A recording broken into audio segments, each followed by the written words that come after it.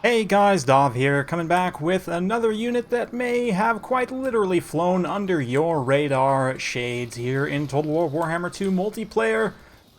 This is a replay from Kark, a very good Korean player. He's up against the Empire with the Dark Elves. Val Druki, once again, the Shades there, taking a charge from my beloved Pistoliers. But Shades, let's quickly have a talk about them as they fight in this combat. We'll keep their stats up. They have pretty decent stats, all things considered. 40 melee attack, actually really good for a skirmisher. 30 weapon strength, not the best, but it's okay. 32 melee defense, also pretty decent. They are pretty expensive, but they've also got stock. Vanguard, obviously, so they can protect themselves in that way as well. Staying hidden, flying under the radar, obviously. And then the loose formation does help a little bit as well in counter-skirmish situations. They also have longer range than Dark Shards, right? So Shades, I don't know if they are necessarily underrated by most people. I don't know. I've been seeing more and more Dark Shards lately. Shades are my personal preference. If I'm going to bring infantry skirmishers, you usually see more, mounted skirmishers, right? Dark Riders with repeater crossbows, but Shades offer some upside over repeater crossbows, mainly having more DPS, 60 unit models with heavy AP missile damage. Even here, just chewing at these unshielded spearmen, although they're a very cheap unit, don't have much armor, they're still going to take a ton of damage from those Shades. Might not seem super cost effective, but considering it will only take a couple of volleys to make that unit mostly combat ineffective, that's actually not the worst use of ammunition there. So the unit of Shades has been taking some counter skirmish from the silver bullets, but Shades also have pretty decent leadership, being Dark Elves, obviously. And even at that, they're, leadership among the Dark Elves is pretty solid, comparatively to other units. So that's pretty nice. You can see here Kark bogging down Karl Franz for the Empire. We've got tons of Corsairs in the front line and some Bleak Swords. A High Beastmaster leading the way. He's going to tangle with Franz. Got a couple of Cold One Knights as well. Plenty of Knights for the Empire. Yeah, literally Empire Knights. State troops engaging in the front line, you can see.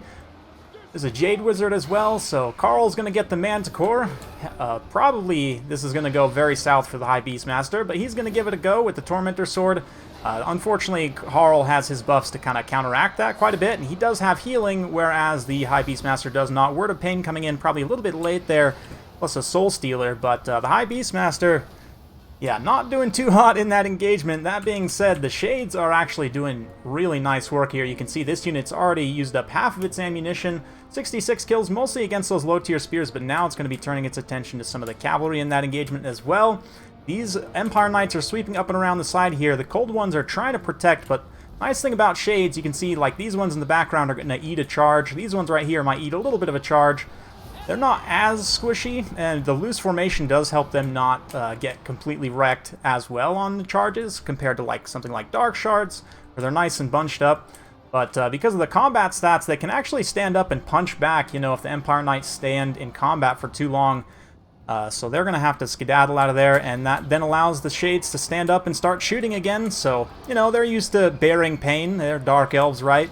Can certainly bear pain like many skirmishers, almost like... they're almost like Orc Biggins in a way, with less HP, but that actually have stock and armor piercing.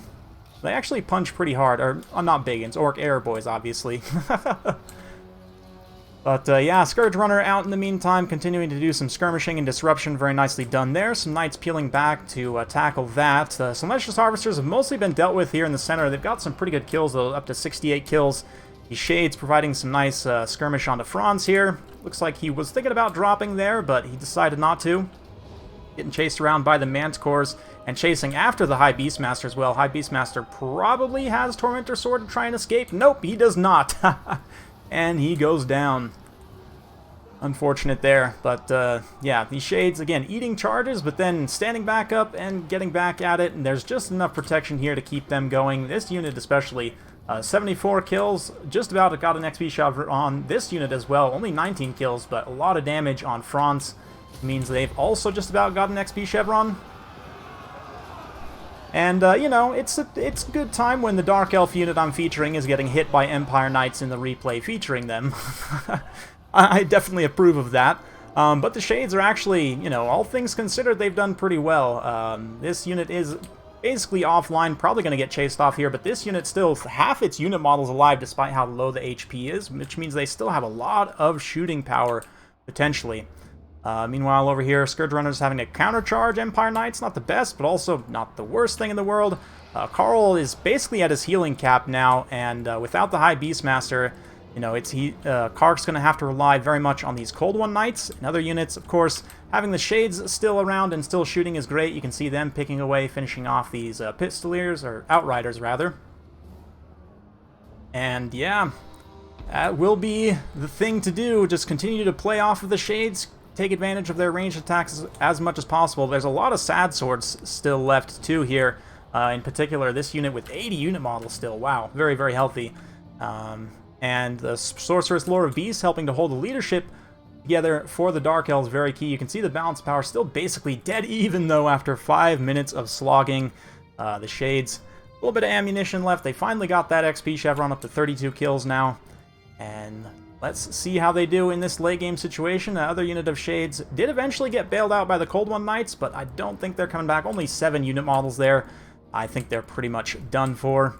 Likewise, Franz routes the Scourge Runner chariots, but doesn't want to spend the time to chase them off, which is understandable. You know, they're going to have to go all the way around this rock to get chased off, but that means the Scourge Runner is going to be able to come back, use up the last of its ammunition, and also use its mass in the late game here. But the Jade Wizard finally going to meet his match against the Sorceress here, and a bunch of Cold One Knights. Shades still fighting as well. I think the Jade Wizard actually charged the Shades, if I'm not mistaken. But anyway, at this point, they can now turn and continue shooting Karl. We've got a handful of Cold One Knights here to hold him on the ground. Those Sad Swords still fighting reasonably well, all things considered.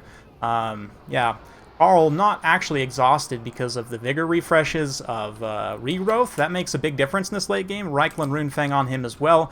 Kark's doing his best to try and cycle those Cold One Knights in and out, but the Shades here all the while providing a little bit of constant DPS on Franz. It's a little bit hard to see the tracers on the desert background here.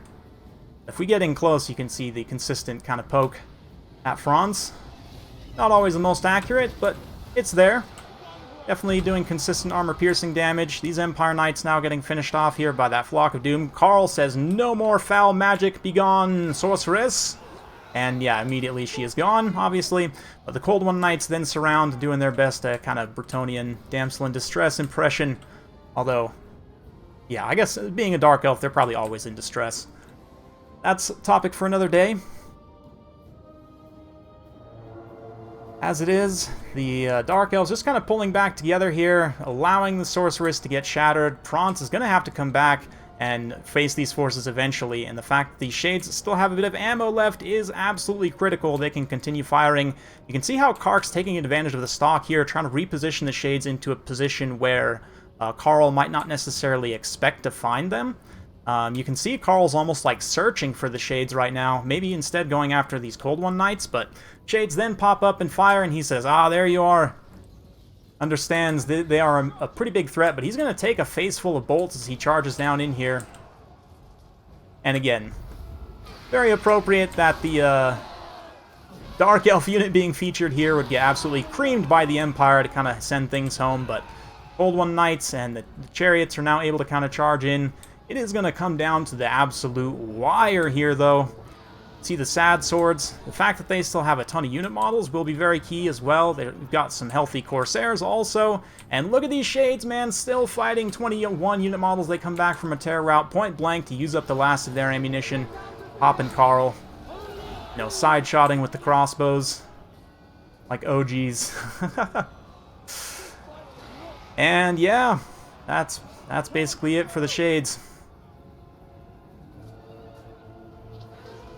Last of ammunition has been expended. Karl and his Jade Wizard charge in and send them packing, but they've done their duty already, or whatever a Dark Elf duty has done.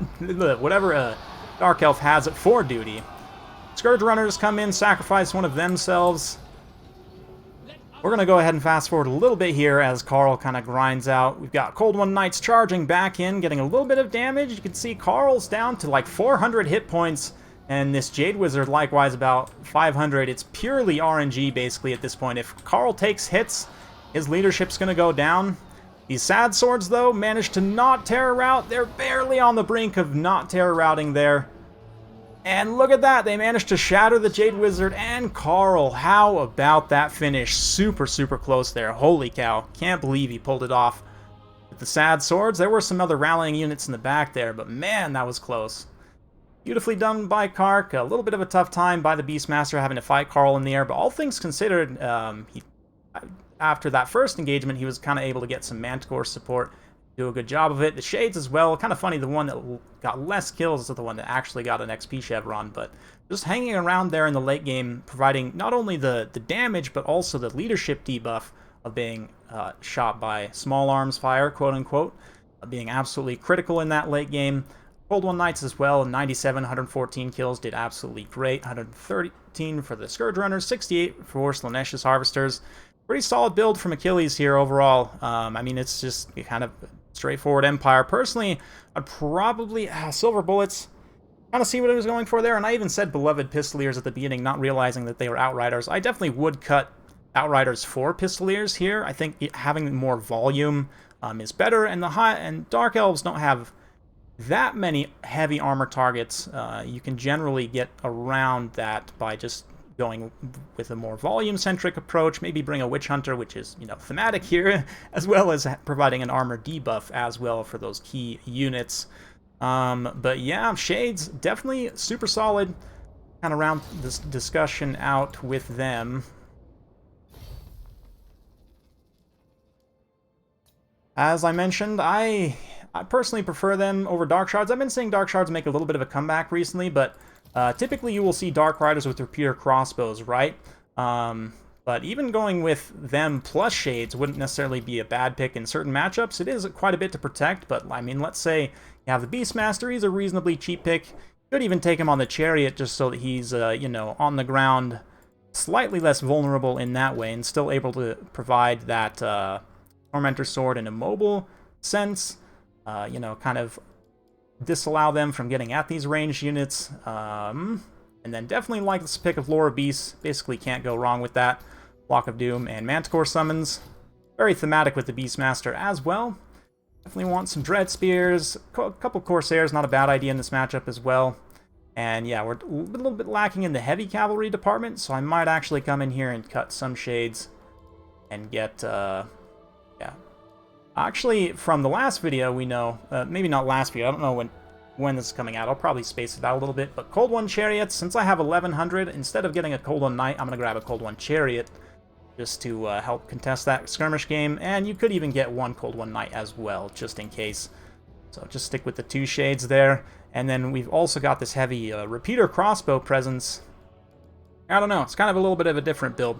But still, big thanks to Kark for sending that one in. Hopefully you guys enjoyed. If you do like this sort of content, be sure to like, subscribe, hit that bell notification button, so every time I upload a new video, you'll be notified. Thanks again for watching, and we'll see you next time.